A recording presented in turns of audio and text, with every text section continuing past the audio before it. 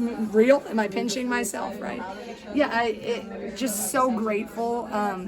Stuff of dreams. It's just what you really dream of. And this team, I mean, you want to win it all, but you also, what's almost more for me is I don't want it to end, because they're just such great, I mean, you're coaching a generational player. Kate's a generational leader. And these kids are just finding ways. It was a tough first half. UConn's defense is no joke. No one was really talking about their defense. Their defense is good. And we defense wasn't bad. It was our offense we couldn't get going. And they find a way. Oh man! And then to be in national championship games, man. I'm so proud of them. I'm just so grateful. God's just blessed us so much this whole year, and I just couldn't be more grateful. What was that moment with Hannah like in the tunnel? Well, I mean, I love Aaliyah Edwards. I think sometimes if you design like a prototype 5'4", her body type and what she can do with that 12, 15 footer, hitch in the short corner, and just really powerful. And when we beat LSU, I told Hannah, I said, look, we've gotten great practice. I mean, this whole year we played great posts. Mackenzie Holmes was one of my faves. Markowski from Nebraska. We played Angel Reese. I said, you were more than ready when we've been practicing. I said, now you go. This is going to be your moment tonight. And I kind of just felt like she leaned into that. And then when I saw her start playing, boy, I mean, that look in her eye, and she did not back down. Even when she had a tough finish, it was a little wilder one. I mean, sometimes in her younger days, that kind of would rock her. Got back down, came right back at her. And I just told her at that particular moment, I said, you did it. I said, you showed you were one of the best bigs on that floor. And I just wanted her to own it, because in about, 48 hours, we got to go against some other really big posts. But this was just a moment for her, really growth. I was also thinking next year, right? But she answered the bell and then some. And that first half, she kept us close. You guys go into the half with 12 turnovers, missing some shots, and uncharacteristic first half. What adjustments did you guys make at the half, and what were you happy with in the second half that you guys executed? I tell you, we knew this, and you should talk to Coach Fitz if you request her. She did a great game plan with that Connecticut scout. Their defense never got talked about enough. I mean, they were sneaky good defense.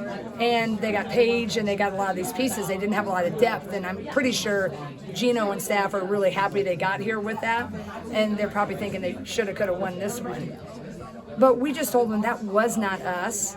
We played pretty good defense that first half, really, but it was just the offense, kind of. And I think there was a little bit, you're tight that first half.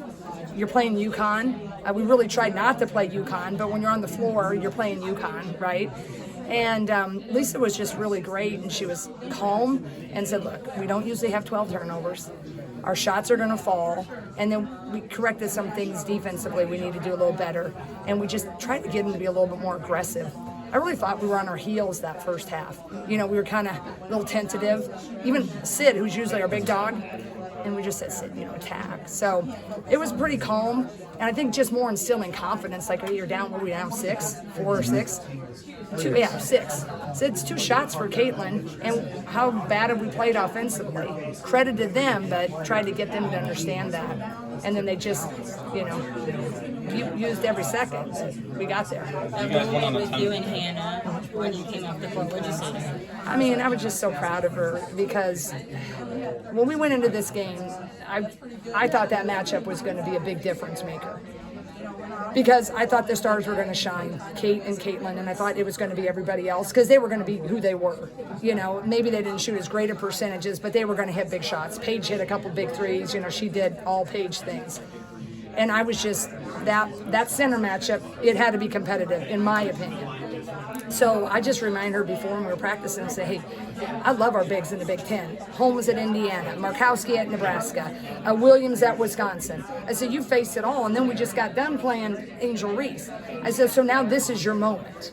I said, now we're here, and now let's have this be part of the story. And I felt she really practiced well, and And what I love about it, Addie was so pumped for her, because Addie tonight, it was all about Hannah. Other night, it was Addie who kind of came in and made it hard for Reese. So I just reminded Hannah, I said, look what you can do. I said, tonight, you proved you were one of the best bigs on that floor. And I kind of felt bad. Too bad it was in front of all of you. I didn't want to make that the story, but I didn't get to see her out there. But I just wanted to hug her. I couldn't wait, because it was just, I mean, that's a lot for that kid. Because let's remember, she's really a power 4. And it became clear that she was one of our top 5 players. So we're like, you need to play the 5, and no 4 ever wants to be banged and beat up. That's not fun for them. And it took us a while, but we got there. And so when she got there, she's pretty doggone good.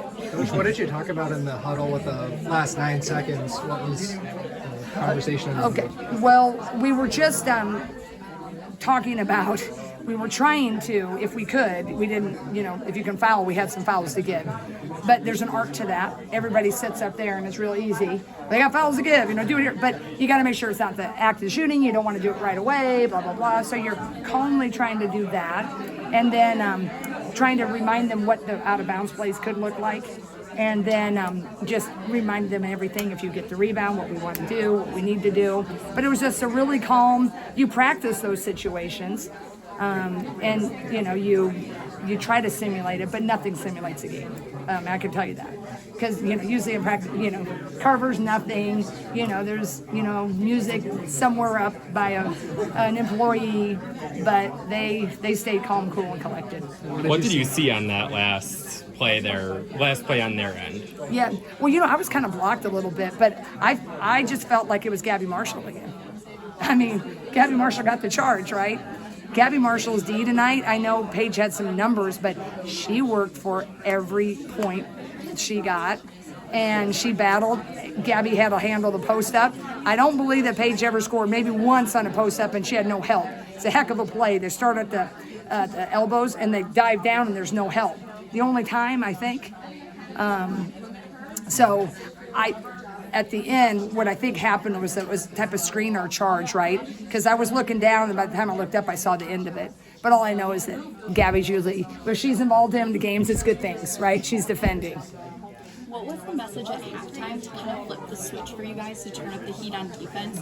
Yeah, I mean, I think what Lisa said, she was pretty calm and just said, look, our defense wasn't bad. Was it 30 or 32? It was just our offense stuttered. But I think, UConn's defense is sneaky good. It didn't get a lot of play, and everybody wasn't talking about it because it's always Paige or it's always Caitlin. And they make it hard. And they did a really good job. They really denied it back from everybody else. Because sometimes it's always the focal on Caitlin. They had 10. Mule on her was really good. But everybody else, it was tough sledding. And so Lisa said, look, we don't usually have 12 turnovers. We don't usually shoot that poorly. We're usually not that timid. So now this is the choice we have to make. So now we're just going to go out there. And we're like, we're 2 buckets by Caitlin down. That's how, it was like, it's not like you had a big hill to climb. And it, took a bit, but then we won that 3rd quarter.